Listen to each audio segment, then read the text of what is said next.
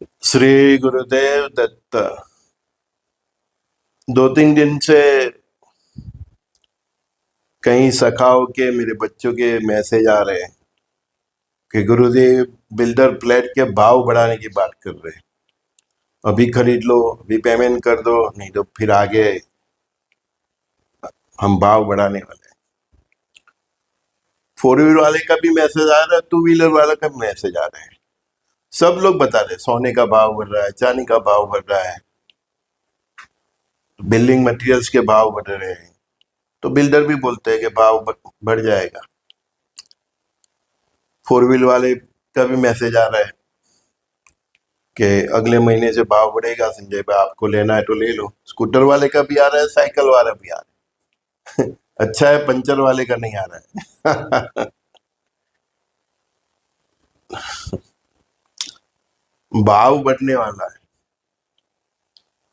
लेकिन आपके पास जो माल पड़ा है उसका कस्टमर कहाँ है? मेरा एक एंगल रियल एस्टेट से है।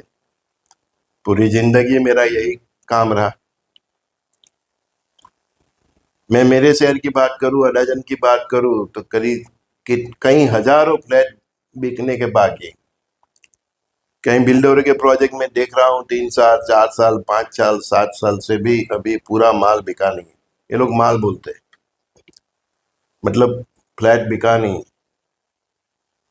कई रेसिडेंस प्रोजेक्ट के जो प्लॉटिंग के प्रोजेक्ट करते हैं, वो लोग भी 3-4 साल से बैठे हैं। और लास्ट जो मेरी मीटिंग हुई थी, बोलते हैं संजय भाई कोई इंक्वायरी नहीं है, और जो जिसने भी बुक करा है वो भी कैंसिल करने की बात कर रही है। युद्ध का माहौल और अनसर्टनटी पूरे विश्व में इतनी उथल पुथल चल रही और चलेगी।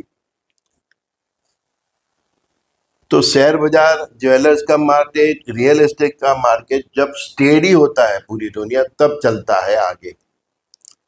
अदरवाइज वो पैक ही होता है। शेयर बाजार का मार्केट हो, ज्वेलर्स का मार्केट हो या रियल एस्टेट मार्केट हो, दुनिया में कोई तूफान नहीं है तो वो चलता रहेगा, क्योंकि सबकी इनकम भी चलती रहेगी। तो इसके हिसाब से इन्वेस्टमेंट, ये सब एक साइकिल चलता रहता है। जिस प्रकार से कोरोना काल से जो माहौल है, उसमें इंसानों की आमदनी कम होती रही है, खर्चा बढ़ रहा है।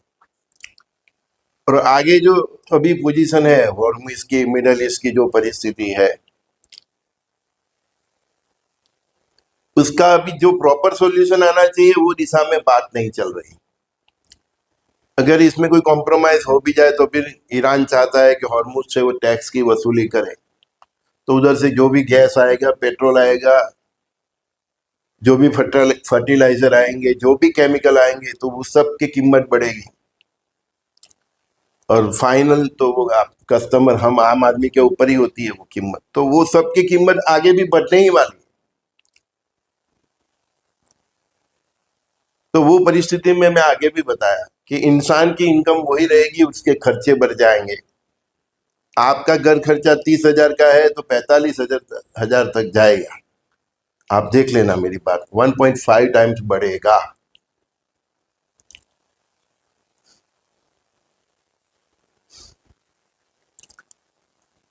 आगे जो परिस्थिति है उसमें छोटा आदमी, मिडिल क्लास का आदमी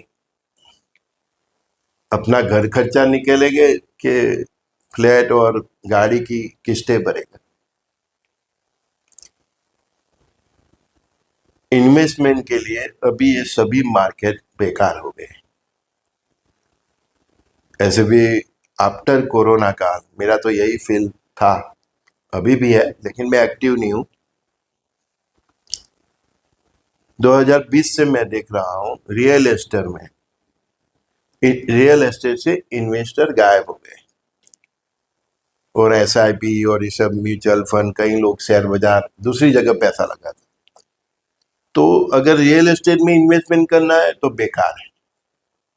आज आपने कोई चीज 1.25 करोड़ की ली, ठीक है, वो एरिया का मार्केट में नया दूसरा कोई प्रोजेक्ट बनेगा तो फ्लैट की कीमत 1.5 करोड़ में रखेगा। तो आप ये समझोगे कि आपके फ्लैट की कीमत 25 लाख बढ़ गई, तो वो गलत है। आपके फ्लैट की कीमत 1.25 करोड़ नहीं, उससे कम में ही मांगे। ये सेकंड हैंड है, और ऐसे भी फ्लैट की लाइफ के भी 10 साल 20 साल होते हैं, तो ज़्यादातर लोग जमीन वाले मकान ही पसंद करते हैं।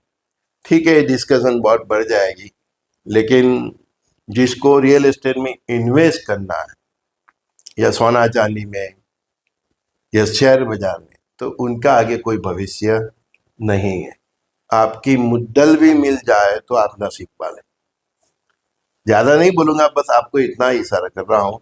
2032 तक जिस तरह से दुनिया जा रही है, जाने वाली है, उसमें आपका रियल एस्टेट का इन्वेस्टमेंट, सोने चांदी का इन्वेस्टमेंट, और शेयर बाजार का इन्वेस्टमेंट, जितने भी और सट्टा बाजार है, ऐसे बाजार है, उसमें आपका इन्वेस्टमेंट की पूरी रकम भी मिल जाए तो आप नसीब वाले हैं। अदरवाइज मटेरियल के भाव बढ़ेंगे तो बिल्डर तो बोलेगा कि भाई फ्लैट महंगा हो रहा है। तो जिसका ऑलरेडी बिल्डिंग बन गया है, ठीक है, तो वो तो आपको वो कीमत से दे सकता है। थोड़ा कुछ काम बात की होगा तो उसमें वो थोड़ा 5-10 हजार का भाव जो भी, मतलब, लेकिन जो अपकमिंग प्रोजेक्ट है या नया प्रोजेक्ट है, अब जो बुकिंग ले रहे हैं, तो उसमें दिक्कत आ सकती है।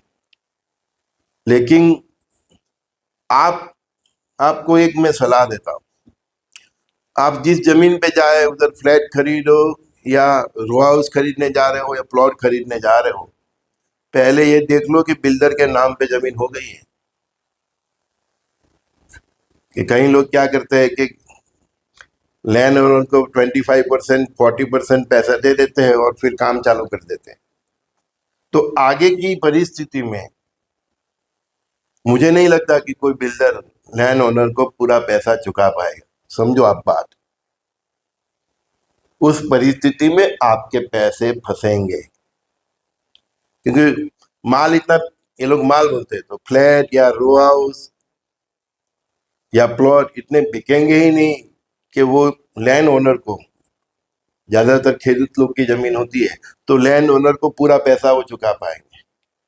अगर लैंड ओनर को वो पूरा पैसा ही नहीं चुका पाएंगे, तो फिर लैंड ओनर वो लैंड का दस्तावेज नहीं कर पाएंगे, मना कर देंगे। तो उस परिस्थिति में आपके पैसे फंस सकते हैं। वो परिस्थिति भी आगे ऐसी होने वाली है कि बिल्डर बाहर से पैसा लाके, इंटरेस्ट से, ब्याज से पैसा लाके भी लैंड ओनर वो परिस्थिति में नहीं रहेगा। कोई बिल्डर को आगे पैसे भी नहीं देने वाला इंटरेस्ट पे। वो भी समझ जाएगा पूरी दुनिया का माहौल देख के, ये बिल्डर का माल ही नहीं बिकेगा, उसको पैसे देंगे तो हमारे पैसे। तो बिल्डर को आगे बैंक भी नहीं देगी, मैं बता दूं आपको। आगे बैंक भी बिल्डरों को पैसा नहीं देगी, क्योंकि वो भी देखेगी माल बिकेगा नहीं तो फिर ये बिल्डर पैसा कैसे देगा। तो बैंक पूरा, हमारे सूरत में कई एरिया में ऐसा हो गया है, हमने देखा है। बिल्डर ने नादा पूरी की पूरी सोसाइटी बैंक ने ले लिया, बैंक क्या करेगा। कहीं तो ऐसे मासम मान लें कि 15 लाख का मकान वो बैंक के मैनेजर से सेटिंग करके 25 लाख का बता दिया, और 25 लाख के ऊपर 20 लाख का लोन ले लिया, समझ गया आप। और फिर नादारी जाहिर कर दी, और बैंक बेचने जाए तो 10 लाख आता है, बताया था 25 लाख। इस तरह से जितने भी बैंक उठ जाते हैं ना, आप देखते हैं ना पेपरों में, वो सब जगह ऐसा ही घोटाला होता है।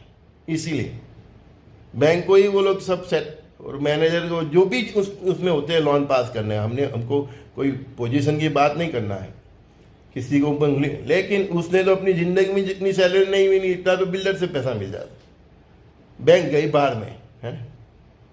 तो बिल्डरों को या ज्वेलर्स को, शेयर बाजार में खेलने वाले को, ऐसे कई इंडस्ट्री को जो भी खेलते हैं, उनको पैसे देने वाले भी आगे फंसने वाले हैं। इंटरेस्ट से पैसे देने वाले प्राइवेट से लेते हैं या बैंक से लेते हैं, सब आगे बैंकों का सब दिवालिया होने वाला है। तो इसीलिए इसी तरह से होने वाला है ना। आज भी हम देख रहे हैं पेपर में आता है ये बैंक का इतना फंसा है, अभी तो LIC का भी आ रहा है ना।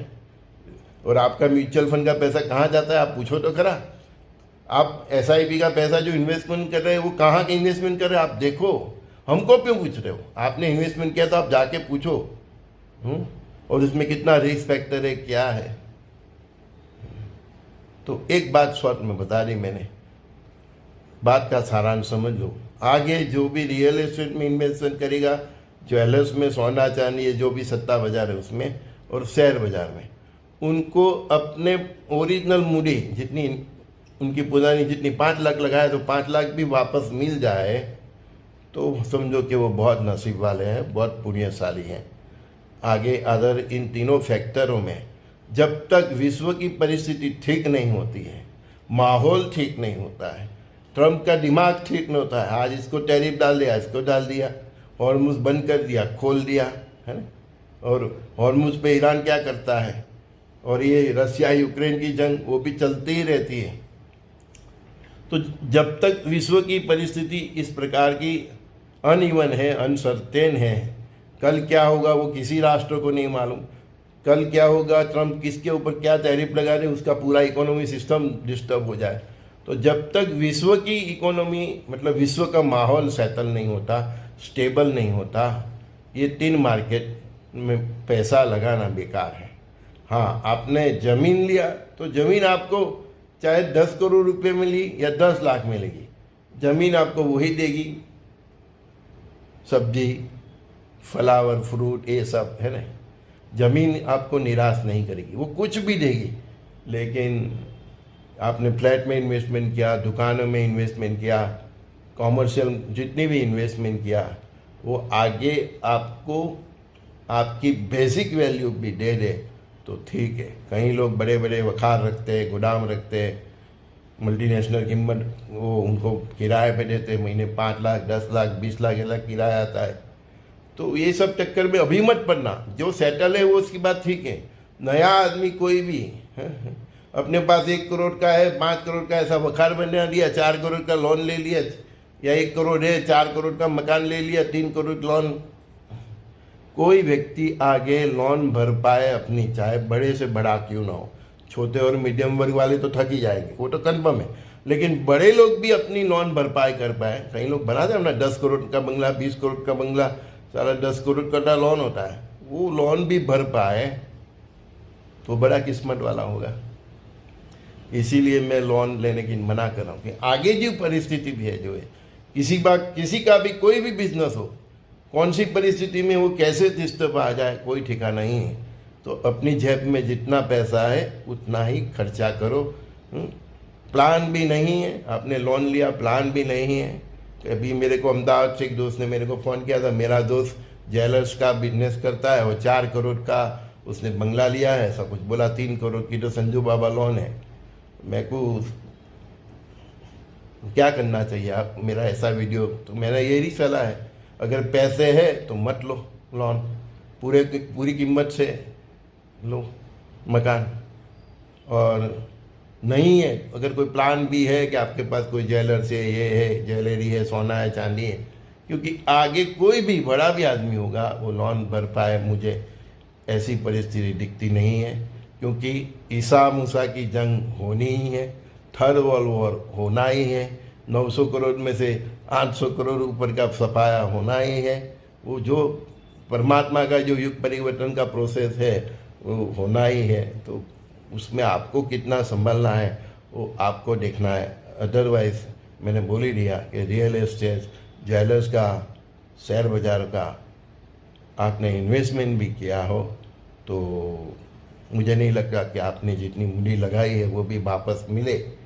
और जो बच्चे अपनी सैलरी के बल पर नया मकान खरीदने जा रहे हैं, नया फ्लैट खरीदने जा रहे हैं, अपनी मिसिस के लिए, अपने परिवार के लिए ज्वेलरी खरीदने जा रहे हैं, तो मेरी उनको यही एडवाइस है, जितना आपका कैपेसिटी है, आपके पास जितनी जमा मूंडी है उसमें से ही कार्य कीजिए। अपनी सैलरी के बिल पर भाई 1.5 लाख की सैलरी है, मैं 50,000 की किस्त भर दूंगा, तो इस प्रकार का अभी कोई भी कार्य, चाहे रियल एस्टेट में, चाहे ज्वेलर्स के बाज़ार में, या कोई भी कार्य शेयर बाज़ार के बारे में, आपको दिक्कत में डाल सकता है। संजय दृष्टिकार सभी दोस्तों को बहुत बहुत प्यार। श्री गुरुदेव दत्त। किसी का फ्लैट, किसी का बंगला, किसी का प्लॉटिंग का कार्य मैंने देखा है सबका, सूरत में, अडाजन में, सब जगह मैं देख रहा हूँ। दूसरे शहर में, कल बड़ौदा गया था तो उधर भी सब बिल्डर आराम ही कर रहे हैं। मटेरियल महंगा हो गया है लेकिन सेल नहीं है। समझ में आता? ये वो तेजी नहीं है कि भाव बढ़ा दिया है, ये मटेरियल महंगा हो गया क्योंकि विश्व की परिस्थिति ऐसी है। हॉर्मुज से, उधर से जो भी केमिकल मटेरियल जो भी आ रहा है, पेट्रोल के भाव बढ़ रहे हैं, तो जो ये विश्व की जो परिस्थिति है इसमें मटेरियल महंगा हो रहा है। रसिया से आता है, यूक्रेन से, जहाँ से मटेरियल आता है, मटेरियल महंगा हो रहा है, सेल नहीं है। समझ में आया? उसी तरह गाड़ी भी महंगी होगी लेकिन सेल नहीं होगा, स्कूटर भी महंगा होगा लेकिन सेल नहीं होगा। समझ में आया तो समझ लो, ठीक है, नहीं तो आगे आपकी मर्जी। मैं तो अपना दृष्टिकोण संजय दृष्टि से बताता हूँ जो परमात्मा की प्रेरणा देते हैं, और ये फील तो मेरा है, जो एक्सपीरियंस है वो बता दिया, जो भी बताना है बता दिया। आगे ये 3 सेक्टर से तो संभाल के चलिए, रियल एस्टेट, ज्वेलर्स मार्केट मतलब सोना चांदी ये सब, और शेयर बाजार। ये लोगों की इतनी कमर तोड़ेगा, कई राष्ट्र की, बड़े बड़े उद्योगपतियों की, बड़े बड़े फाइनेंसरों की, बड़ी बड़ी बैंकों की। सरकार को ब्रिज के ऊपर और हाई राइज के ऊपर पुलिस रखनी पड़ेगी, क्योंकि कई लोग सुसाइड करने जाएंगे, ऐसे फंसेंगे। ऐसा फंसना नहीं है तो जितनी अपनी कैपेसिटी है उसमें ही खरीदी करो। गाड़ी लेना है 4 व्हील, 10 लाख कैश है, 10 लाख की लोन लेने जा रहे हैं, रुक जाओ। 10 लाख कैश में जो गाड़ी मिले वो ही लो। मेरे कहने का मतलब यही है। बच्चे लोग फ्लैट खरीदना है, बंगला खरीदना है, 50 लाख का बजट है, ठीक है, तो 50 लाख का ही लो। करोड़ का लोन लेके 1.5 करोड़ 2 करोड़ का मकान लेने की कोई ज़रूरत नहीं है। और मैं तो उन सब की मिसिस को, घरवाली को, उनकी मदर को, पेरेंट्स को, सबको सलाह देता हूँ कि अपने बच्चों को ऐसे सुसाइड अटेम्प्ट से दूर रखिए, नहीं तो बहुत दिक्कत आएगी। मैंने तो देखा है सूरत के हीरा बाज़ार में जब तेज़ी थी तो वो बच्चों का 1 लाख 2 लाख 3 लाख पगार थे। अभी 3-4 साल से वो डुप्लीकेट हीरे के चक्कर में जो मंदी है, तो 2-3 लाख वाले, 1.5 लाख वाले पगार वाले को 25,000 भी नहीं मिल रही। तो 2 लाख 1.5 लाख की सैलरी में जो उन्होंने फ्लैट लिया था, वो लिया, बंगला लिया, अभी किस्तें नहीं भर पा रहे हैं, 4 व्हील का भी नहीं भर रहे, स्कूटर का भी नहीं भर पा। 25-30 हज़ार में खाएगा कि हफ्ते भरेंगे। तो ऐसी परिस्थिति आगे केवल इन लोगों का तो आ गया, आगे बहुत से फील्ड में बहुत लोगों की आने वाली है। समझ में आए ना? तो 20 लाख की गाड़ी लेते हो तो 10 लाख है तो 10 लाख ही लीजिए, 5 लाख है तो 5 लाख की ही गाड़ी लीजिए, है ना? दुनिया क्या सोचेगी, पड़ोस वाला क्या सोचेगा, भाड़ में जाए सब, मैं बता दूं, क्योंकि आपको लटकना पड़े तब कोई देखने नहीं आएगा। समझ में आया? हाँ, जान है तो जहान है। आपके घर बैंक वाला आएगा तो कोई आएगा नहीं कि भाई किस्तें भर दो, है? फैमिली में स्टेटस ये सब, अभी ये 5-7 साल 32 तक सब साइड पे ही रख दो। जो है ना वही दुनिया के सामने रहो, ओरिजिनल, वही टिकेगा, नहीं तो संकट में आओगे। संजय दस्ती का सभी दोस्तों को बहुत बहुत प्यार। श्री गुरुदेव दत्त। कोई मेरा भाई है, कोई मेरी बहन है, माता है, कोई गुरु भाई है। इसी ये देख के ही मैं इतना आज आपको बताया। फिर भी आपका जीवन है, आपको जो ठीक लगे आप कीजिए। आपके शहर में अगर रियल एस्टेट का अलग मार्केट है, ज्वेलर्स का, मतलब आप देख लीजिए। विश्व में आप कहीं पे हो, आप अपने हिसाब से देख लीजिए। बट जो दिख रहा है वो बता रहा हूँ कि अगले 2032 तक ऐसी परिस्थिति हफ्ते हफ्ते बढ़ेगी कि छोटा आदमी, मिडिल क्लास भी नहीं, बड़े से बड़ा आदमी भी बैंक की किस्त नहीं भर पाएगा।